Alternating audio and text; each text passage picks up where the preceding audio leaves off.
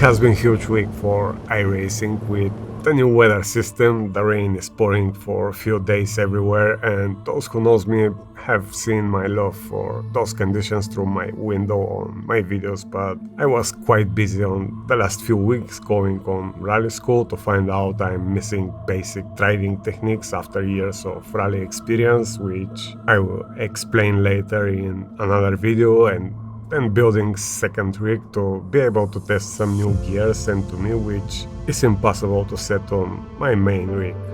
So I finally found time to test the iRacing rain last night, and as a real expert of those conditions, finishing my only rally race in the rain after 7 corners of the stage in the bushes, I don't think it's a good idea to give opinion about the level of realism.